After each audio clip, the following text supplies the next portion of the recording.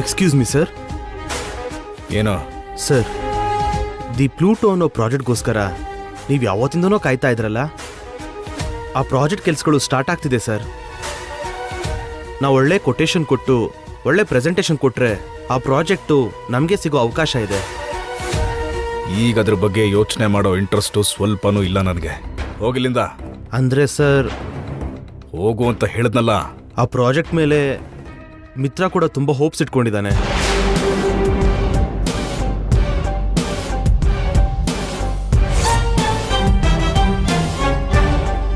ನಿಂತ್ಕೋ. ಏನಂದೆ? ಪ್ರಾಜೆಕ್ಟ್ ಮೇಲೆ ಮಿತ್ರ ಹೋಪ್ಸ್ ಇಟ್ಕೊಂಡಿದ್ದಾನ? ಹೌದು ಸರ್. ಆ ಪ್ರಾಜೆಕ್ಟ್ಗೋಸ್ಕರ ಮಿತ್ರ ತುಂಬ ದಿನದಿಂದ ಕಾಯ್ತಾ ಇದ್ದಾನೆ. ಅವ್ರ ಕಂಪ್ನಿ ಯಾವಾಗ್ಲಿಂದನೋ ಈ ಪ್ರಾಜೆಕ್ಟ್ಗೋಸ್ಕರ ಪ್ರಿಪೇರ್ ಆಗ್ತಾನೆ ಇದ್ದಾರೆ. ಮಿತ್ರ, ನೀನು ಮಾಡಿರೋದಕ್ಕೆ ಪ್ರತೀಕಾರ ಹೇಗೆ ತಗೊಳ್ಳೋದು ಅಂತ ಯೋಚನೆ ಮಾಡ್ತಾ ಇದ್ದೆ. ಯಾವ ಥರ ಸೇಡು ತೀರಿಸ್ಕೊಳ್ಳಿ ಅಂತ ನನ್ನಷ್ಟಕ್ಕೆ ನಾನೇ ತಲೆ ಕೆಡಿಸ್ಕೋತಾ ಇದ್ದೆ. ಕೊನೆಗೂ ದಾರಿ ಸಿಕ್ಕಿದೆ. ಯಾವ ಪ್ರಾಜೆಕ್ಟ್ ಮೇಲೆ ನೀನು ಅಷ್ಟೊಂದು ಆಸೆ ಇಟ್ಕೊಂಡಿದ್ಯೋ ಆ ಪ್ರಾಜೆಕ್ಟ್ ನಾನು ತಗೋತೀನಿ. ಆಕಾಶದ ಹತ್ರಕ್ಕಿರೋ ನಿನ್ನ ಹೋಪ್ಸ್ನ ನುಚ್ಚು ನೂರು ಮಾಡಾಕ್ತೀನಿ. ನಿನಗಿಂತ ಅದ್ಭುತವಾಗಿರೋ ಪ್ರೆಸೆಂಟೇಷನ್ ಕೊಟ್ಟು ಆ ಪ್ರಾಜೆಕ್ಟನ್ನ ನನ್ನ ಸ್ವಂತ ಮಾಡ್ಕೋತೀನಿ.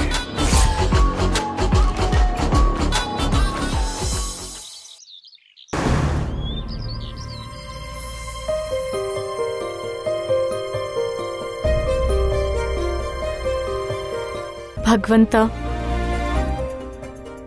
ನಾನಿವತ್ತು ಯಾರು ಹೇಳ್ದೇ ಇರೋಂಥ ದೊಡ್ಡ ಸುಳ್ಳು ಹೇಳಿ ಮನೆಯವ್ರನ್ನೆಲ್ಲ ನಂಬಿಸಿದ್ದೀನಿ.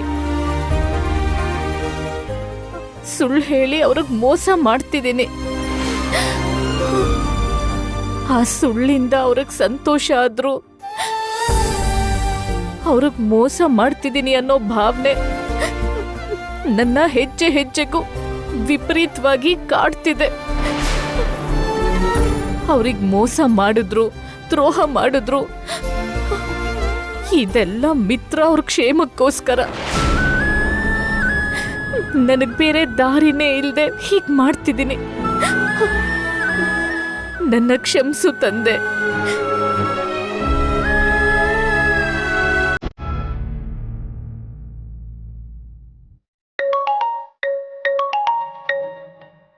ಹಲೋ.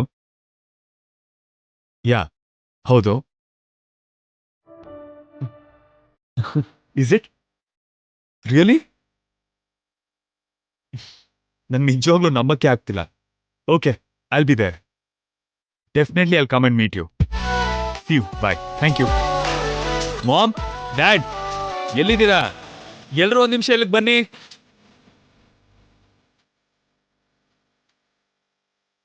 ಏನಾಯ್ತು ಕಂದ? ಒಂದು ಇಂಪಾರ್ಟೆಂಟ್ ವಿಷಯ ಹೇಳಬೇಕು ಮಾಮ್. ನೀನು ಅರಳೋಗ್ತಿರೋ ಮುಖ ನೋಡಿದ್ರೆ ಅದು ಬರೀ ಮುಖ್ಯವಾದ ವಿಷಯನೇ ಅಲ್ಲ, ತುಂಬಾ ಸಂತೋಷ ಪಡೋ ವಿಷಯ ಕೂಡ ಅನ್ಸುತ್ತೆ. ಹೌದು ಡ್ಯಾಡ್. ಅಷ್ಟಕ್ಕೂ ಏನ್ ಕಂದ ವಿಶೇಷ? ನಾವು ತುಂಬಾ ಟೈಮಿಂದ ಎದುರು ನೋಡ್ತಿರೋ ಪ್ರಾಜೆಕ್ಟ್ ದ ಪ್ಲೂಟೋ ಕಂಪ್ನಿಯವರು ಕಾಲ್ ಮಾಡಿದ್ರು. ಅವ್ರ ನೆಕ್ಸ್ಟ್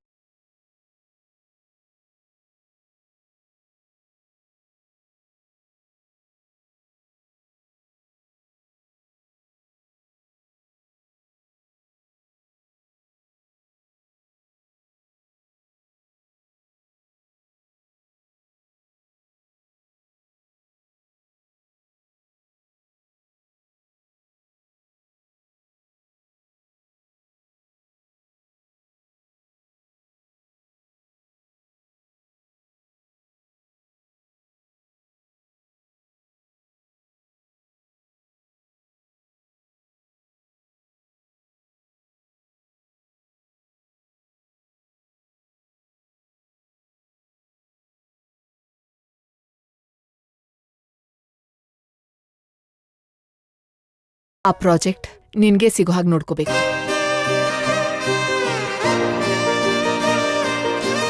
ನಾನ್ ಕೂಡ ಮಿತ್ರಾಗ್ ಪ್ರಾಜೆಕ್ಟ್ ಅಲ್ಲಿ ಹೆಲ್ಪ್ ಮಾಡ್ತಿದ್ದೀನಲ್ಲ ಆಂಟಿ. ಇನ್ನ ಪ್ರಾಜೆಕ್ಟ್ ಮಿಸ್ ಆಗದಿದ್ದ ಹಾಗೆ ಮಿತ್ರನ ಒಂದ್ ಮಿಸ್ ಹೇಳ್ತಾರ ರೆಡಿ ಮಾಡ್ತೀನಿ, ನೋಡ್ತೀರಿ. ಓಕೆ ಮಾಮ್, ನಾನು ಹೋಗಿ ಆ ಪ್ರಾಜೆಕ್ಟ್ಗೆ ಸಂಬಂಧಿಸಿರೋ ಫೈಲ್ನ ರೆಡಿ ಮಾಡ್ತೀನಿ. ಓಕೆ ಕಂದ, carry on. Thank you ma'am.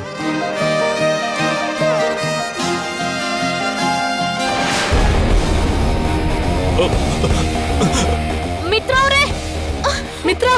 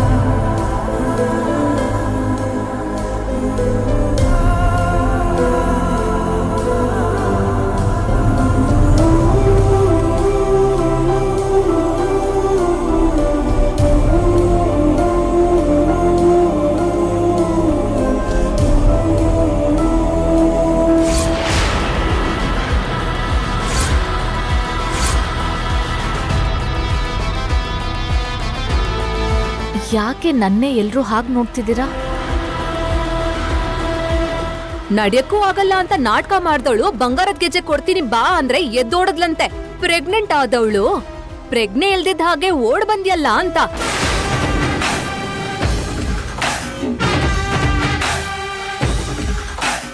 Pregnant ಇರೋರು ಇಷ್ಟು ಆಕ್ಟಿವ್ ಆಗಿರ್ತಾರಾ? ಇಷ್ಟು ಸ್ಪೀಡ್ ಆಗಿ ಓಡ್ತಾರಾ? ಇಷ್ಟು ಕೇರ್ಲೆಸ್ ಆಗಿರ್ತಾರಾ? ಪ್ರೆಗ್ನೆಂಟ್ ಆಗಿರೋರು ಇದನ್ನೆಲ್ಲ ಮಾಡಲ್ಲ. ಪ್ರೆಗ್ನೆಂಟ್ ಅಂತ ನಾಟಕ ಮಾಡೋರ್ಗೆ ಹೀಗ್ ಮಾಡಿದ್ರು ಏನಾಗಲ್ಲ.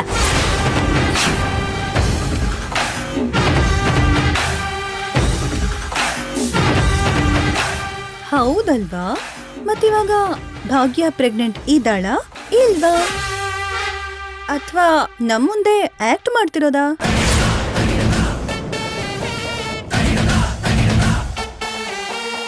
ಏನೋ ಅದನ್ನ ಅವಳೇ ಹೇಳ್ಬೇಕು. ದೇವಯಾನಿ, ಸ್ವಲ್ಪ ಹೊತ್ತು ಸುಮ್ಮನೆ ಇರ್ತೀಯಾ?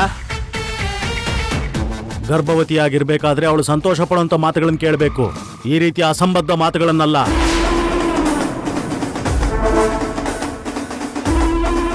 ಅಮ್ಮ ಭಾಗ್ಯ, ಇದ್ದಕ್ಕಿದ್ದಂಗೆ ನಿನಗೇನಾಯ್ತಮ್ಮ? ನೀನು ಒಬ್ಬಳೇ ಕೂಡ ಅಲ್ಲ, ಆ ವಿಷಯ ಮರ್ತೋದ್ಯಾ ನೀನು? ಅಮ್ಮ ಭಾಗ್ಯ, ಇಂಥ ಸಮಯದಲ್ಲಿ ನೀನಷ್ಟು ಹುಷಾರಾಗಿರ್ಬೇಕು. ಹೆಜ್ಜೆ ಎತ್ತಿ ಇಡುವಾಗ ಎಷ್ಟು ನಿಧಾನವಾಗಿ ನಡಿಬೇಕು. ಇಂಥ ಹೊತ್ತಲ್ಲಿ ನೀನ್ ಈ ತರ ಓಡೋದು ನಿನಗೂ ನಿನ್ ಹೊಟ್ಟೆಲಿರೋ ಮಗುಗೂ ಅಷ್ಟು ಒಳ್ಳೇದಲ್ಲಮ್ಮ. ನೋಡು ಭಾಗ್ಯ, ಇಂಥ ಸಮಯದಲ್ಲೆಲ್ಲ ಸ್ವಲ್ಪ ಜಾಸ್ತಿ ಹುಷಾರಾಗಿರ್ಬೇಕು. ತಿನ್ನು ತಿಂಡಿಯಿಂದ ಹಿಡಿದು ಕುಡಿಯೋ ನೀರಿನವರೆಗೂ ಪ್ರತಿ ಸಲ ಪ್ರತಿ ವಿಷಯದಲ್ಲೂ ತುಂಬಾ ಹುಷಾರಾಗಿರ್ಬೇಕು. ಇದೆಲ್ಲ ನಿನಗೆ ಸಪ್ರೇಟಾಗಿ ಬೇರೆ ಹೇಳ್ಬೇಕಾ? ಎಗರ್ತಿದ್ಯಾ, ಓಡ್ತಿದ್ಯಾ, ಜೋರಾಗಿ ನಡೀತಿದ್ಯಾ? ಏನಾದ್ರೂ ಆದ್ರೆ ಪರಿಸ್ಥಿತಿ ಏನ್ ಹೇಳು? ಒಂದ್ಸಲ ಯೋಚನೆ ಮಾಡಿದ್ಯಾ? ನನ್ನ ಕ್ಷಮಿಸಿ ಅತ್ತೆ. ಮಿತ್ರ ಅವ್ರು ಬೀಳ್ತಾರೆ ಅಂತ ಮರ್ತು ಹೋಗಿ. ಇವಾಗಾಗಿದ್ದಾಯ್ತು ಬಿಡು. ಮತ್ತೆ ಇನ್ನೊಂದ್ಸಲ ಇಂಥ ಕೆಲ್ಸಗಳನ್ನ ಮಾಡಕ್ ಹೋಗ್ಬೇಡ. ಒಂದ್ ಸಣ್ಣ ಅಜಾಗರೂಕತೆ ಕೂಡ ನಡಿಬಾರ್ದು. ಹೋಗ್ಲಿ ಬಿಡು, ಇದು ಚಿಕ್ಕ ವಿಷಯ ಅಲ್ವಾ ಅಂತ ನಿರ್ಲಕ್ಷ್ಯ ಮಾಡಕ್ ಹೋಗ್ಬೇಡ. ಅರ್ಥ ಆಯ್ತಾ? ಸರಿ ಆಯ್ತು ಅತ್ತೆ.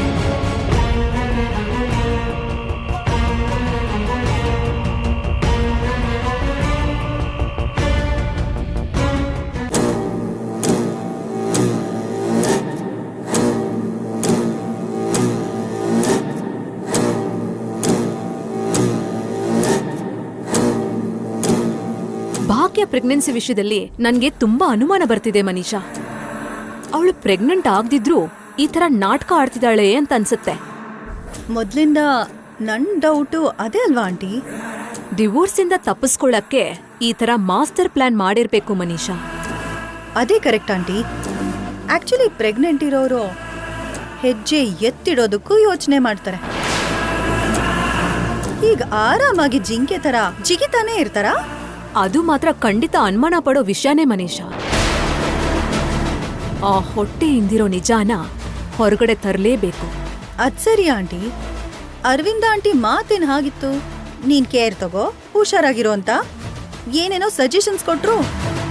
ನಂದನ್ ಕುಟುಂಬಕ್ಕೆ ಮೊಮ್ಮಗು ಕೊಡ್ತಿದ್ದಾಳೆ ಅಂತ ಸಂತೋಷ ಪಡ್ತಿದ್ದಾರಾ ಏನೋ? ನನ್ಗೂ ಅದೇ ಅರ್ಥ ಆಗ್ತಿಲ್ಲ ಮನೀಷಾ. ಸಡನ್ ಆಗಿ ಅಷ್ಟು ಪ್ರೀತಿ ಯಾಕೆ ತೋರಿಸ್ತಿದ್ದಾಳೆ? ಇದ್ದಕ್ಕಿದ್ದ ಹಾಗೆ ಭಾಗ್ಯನ್ ಮೇಲೆ ಅಷ್ಟು ಶ್ರದ್ಧೆ ಯಾಕೆ ಹುಟ್ಕೊಂಡಿದೆ? ಮಗು ವಿಷಯದಲ್ಲಿ ಅರವಿಂದ ಆಂಟಿ ಮನ್ಸು ಕರ್ಗೋಗ್ತಿದೆ ಅಂತೀರಾ?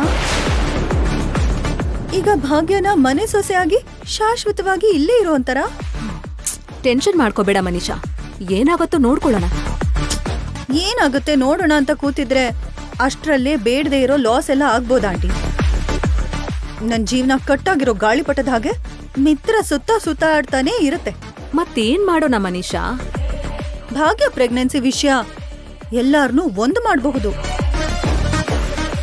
ಎಲ್ಲಾರ್ನೂ ಕರಗ್ಸೋ ಹಾಗಿದೆ. ಅದನ್ನ ನಡಿಬಾರ್ದು ಅಂದ್ರೆ ಮೊದಲು ಎಲ್ರ ಮನ್ಸಲ್ಲೂ ಭಾಗ್ಯ ವಿರುದ್ಧ ಕೆಲವೊಂದು ವಿಷ ಬೀಜನ ಬಿತ್ತಬೇಕು. ಅದ್ಹೇಗೆ?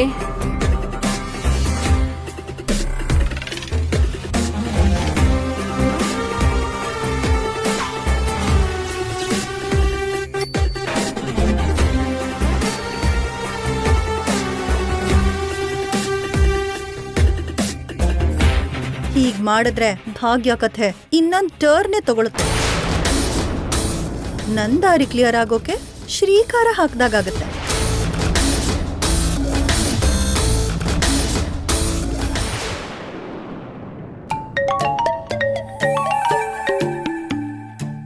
ಹಲೋ. ಹಲೋ ಮೈ ಡಿಯರ್ ಪ್ರೇಮ ದೇವತೆ. ಈ ದಾಸನ್ ಮೇಲೆ ಕರುಣೆ ತೋರಿಸ್ಬೇಕು ಅಂತ ನಿಂಗೆ ಅನ್ನಿಸ್ಲೇ ಇಲ್ವಾ? ಇವಾಗ ಏನಾಯ್ತು ಸರ್? ಒಂದ್ ಫೋನ್ ಆದ್ರೂ ಮಾಡಿದ್ಯಾ? ಮಾತಾಡಿ ಎಷ್ಟೊತ್ತಾಯ್ತು ಅಂತ ಯೋಚನೆ ಮಾಡಿದ್ಯಾ? ಫೋನ್ ಮಾಡಕ್ ಆಗ್ಲಿಲ್ಲ ಆಕಾಶ್. ಅದಿರ್ಲಿ ಬಿಡು, ನಿಮ್ ಅತ್ಗೆ ನಮ್ ಕತೆನೇನಾದ್ರೂ ಸ್ವಲ್ಪ ಮುಂದೆ ತೊಗೊಂಡೋದ್ರಾ? ಈಗ ಸದ್ಯಕ್ಕೆ ನಮ್ ಮನೆ ಪರಿಸ್ಥಿತಿ ಅಷ್ಟು ಚೆನ್ನಾಗಿಲ್ಲ.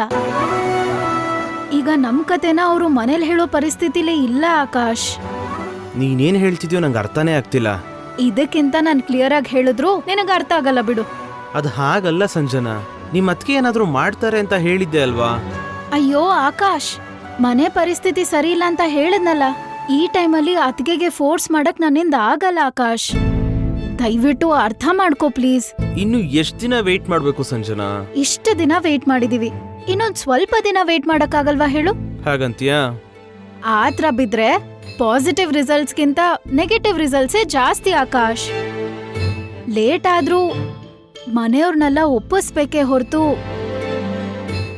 ಆತ್ರ ಬಿದ್ದು ಎಲ್ರಿಗೂ ನೋವ್ ಮಾಡ್ಬಾರ್ದು. ನನ್ ಮಾತ್ ಕೇಳು. ನನ್ನ ಪ್ರೇಮ ದೇವತೆ ಇಷ್ಟೆಲ್ಲ ಹೇಳಿದ್ವಲ್ಲ, ನಾನು ಕೇಳ್ದೆ ಇರ್ತೀನ? ಸರಿ, ಏನ್ ಮಾಡೋದು? ವೇಟ್ ಮಾಡೋದು. Good boy. Thank you. ಸರಿ ಆಕಾಶ್, ಇಡ್ತೀನಿ. ಬಾಯ್ ಬಾಯ್.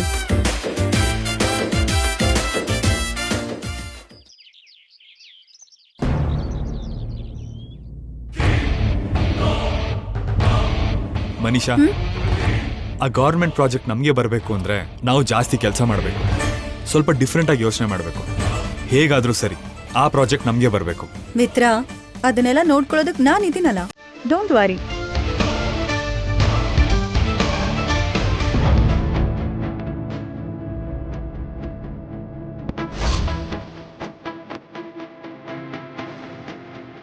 ಏನ್ ಭಾಗ್ಯ ಇದೆಲ್ಲ? ಆ ಗವರ್ಮೆಂಟ್ ಪ್ರಾಜೆಕ್ಟ್ಗೆ ನಾವು ಕೆಲವು ರೆಫರೆನ್ಸ್ ತಗೊಂಡ್ರೆ ಒಳ್ಳೇದು ಅನ್ಸ್ತು ಮಿತ್ರ ಅವರೇ. ಯಾಕಂದ್ರೆ ಅದು ತುಂಬಾ ದೊಡ್ಡ ಪ್ರಾಜೆಕ್ಟ್. ಇಲ್ಲಿವರೆಗೂ ನಮ್ ಕಂಪನಿ ಮಾಡಿರೋ ಎಲ್ಲಾ ಪ್ರಾಜೆಕ್ಟ್ಸ್ಗಿಂತ ಅದು ತುಂಬಾ ಸ್ಪೆಷಲ್. ಅದಕ್ಕೆ ನಾವು ರೆಫರೆನ್ಸ್ ಇಟ್ಕೊಳ್ಳೋದು ತುಂಬಾ ಒಳ್ಳೇದು. ಆಗ್ಲೇ ನಾವು ಹೊಸ ತರದ ಐಡಿಯಾಸ್ ಮಾಡಿ ಕ್ಲೈಂಟ್ಸ್ ಮುಂದೆ ಹೋಗೋಕ್ಕಾಗತ್ತೆ. ಈ ಫೈಲ್ಸ್ ಎಲ್ಲ ಆ ರೆಫರೆನ್ಸ್ಗೆ ಸಂಬಂಧಪಟ್ಟಿದ್ದು. ಒಂದ್ಸಲ ನೀವು ನೋಡಿದ್ರೆ ಒಂದು ಐಡಿಯಾ ಬರುತ್ತೆ. ನನ್ಗೆ ಯೋಚನೆ ತಲೆಗೆ ಬರಲೇ ಇಲ್ಲ ಭಾಗ್ಯ. You are right.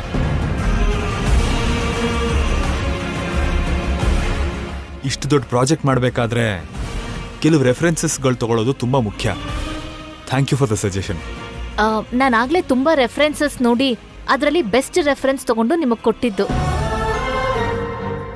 ಈಗ ಇದ್ರಲ್ಲಿ ಬೆಸ್ಟ್ ಯಾವ್ದು ಅಂತ ಸೆಲೆಕ್ಟ್ ಮಾಡೋಕೆ ನಿಮಗೆ ತುಂಬಾ ಈಸಿ ಆಗುತ್ತೆ. ಖಂಡಿತವಾಗ್ಲೂ ಭಾಗ್ಯ, ಇದರಿಂದ ನಂಗೆ ತುಂಬಾ ಹೆಲ್ಪ್ ಆಗುತ್ತೆ. ನೋಡಿದ್ಯಾ ಮನೀಷಾ, ನಮಗ್ ಬರ್ದಿದ್ದ ಐಡಿಯಾ ಭಾಗ್ಯಂಗ್ ಬಂತು.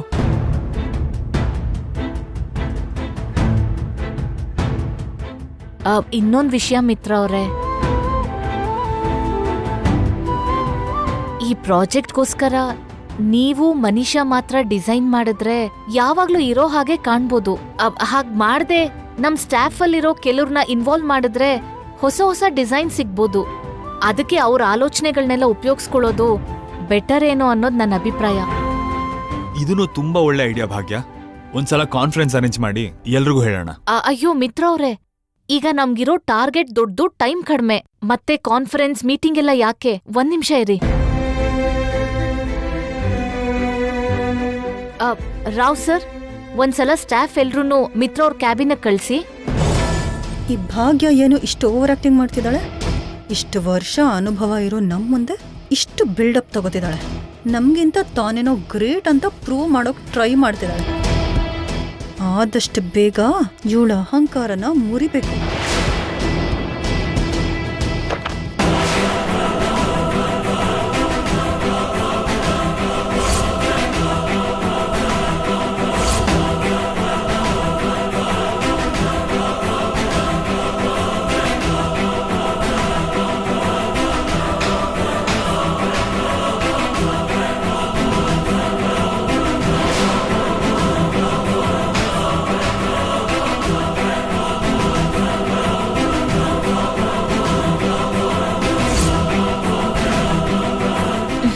ಥ್ಯಾಂಕ್ ಯು ಮಿತ್ರ ಅವ್ರೆ. ಭಾಗ್ಯ, ನೀನು ನಿಜವಾಗ್ಲೂ ಪ್ರೆಗ್ನೆಂಟಾ?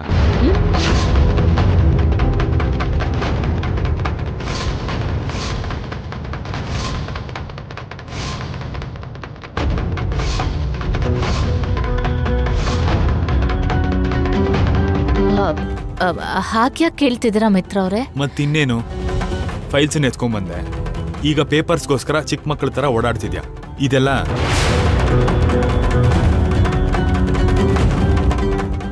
ಪ್ರೆಗ್ನೆಂಟ್ ಇರೋರು ಇಂಥ ಕೆಲಸ ಎಲ್ಲ ಮಾಡಲ್ಲ ಭಾಗ್ಯ. ಆದ್ರೆ ನೀನೇನು ಪ್ರೆಗ್ನೆಂಟ್ ಅನ್ನೋ ವಿಷಯನೇ ಮರೆತು ವಿಚಿತ್ರವಾಗಿ ಆಡ್ತೀಯಲ್ಲ. ವರ್ಕ್ ಮೋಡ್ನಲ್ಲಿ ಇದೀನಲ್ಲ ಮನೀಷಾ, ಬೇರೆ ವಿಷಯ ಅಷ್ಟು ನೆನಪಾಗಲ್ಲ. ವರ್ಕ್ ಮಾಡಲ್ ಇರ್ಬೋದು ಭಾಗ್ಯ, ಆದ್ರೆ ಮಗು ಹುಷಾರು.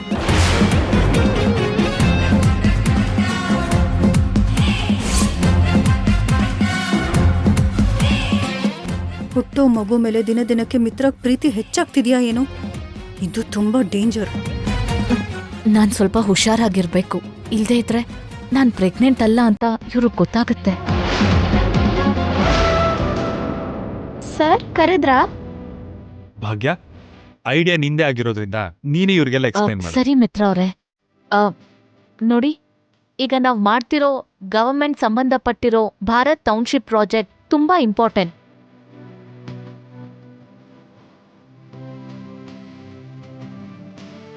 ನಮ್ ಕಂಪನಿಗೆ ತುಂಬಾ ವ್ಯಾಲ್ಯೂ ಸಿಗುತ್ತೆ. ಸೊ ಇದ್ರಲ್ಲಿ ನೀವೆಲ್ಲ ಇನ್ವಾಲ್ವ್ ಆದ್ರೆ ಚೆನ್ನಾಗಿರುತ್ತೆ ಅಂತ ನಮ್ಮ ಅಭಿಪ್ರಾಯ.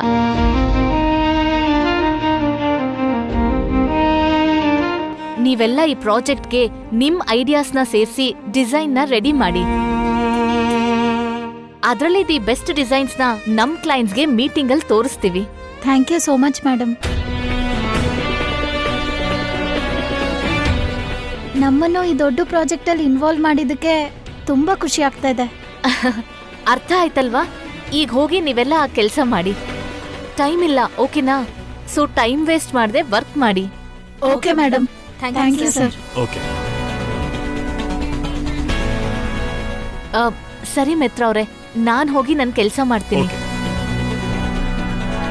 ಭಾಗ್ಯ ನಿಂತ್ಕೋ.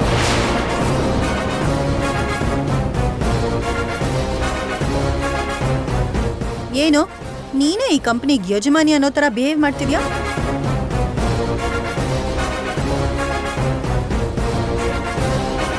ನೀನ್ ಕೊಡೋ ಇನ್ಸ್ಟ್ರಕ್ಷನ್ಸ್ ಇಂದ ಎಲ್ರೂ ಕೆಲಸ ಮಾಡ್ಬೇಕು ಅನ್ನೋ ಹಾಗೆ ಆಡ್ತಿದ್ಯಾ? ಏನ್ ವಿಷಯ? ಮನೀಷಾ, ನಿನ್ಗಿನ್ನೂ ಅರ್ಥ ಆಗಿಲ್ವಾ? ಈ ಕಂಪನಿಗೆ ಮಿತ್ರ ಅವರು ಯಜಮಾನ ಆದ್ಮೇಲೆ ಅವ್ರ ಹೆಂಡತಿಯಾಗಿ ನಾನು ಯಜಮಾನಿನೇ ಅಲ್ವಾ?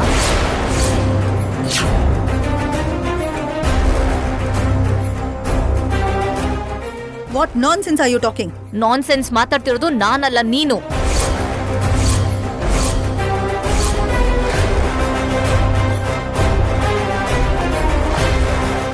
ನಾನು ಈ ಕಂಪ್ನಿಲಿ ಎಂಪ್ಲಾಯಿ ಆಗಿ ಜಾಯ್ನ್ ಆಗಿದ್ ಮಾತ್ರಕ್ಕೆ ಮಿತ್ರ ಅವ್ರಿಗೆ ಹೆಂಡತಿ ಆಗದೆ ಇರ್ತೀನಾ?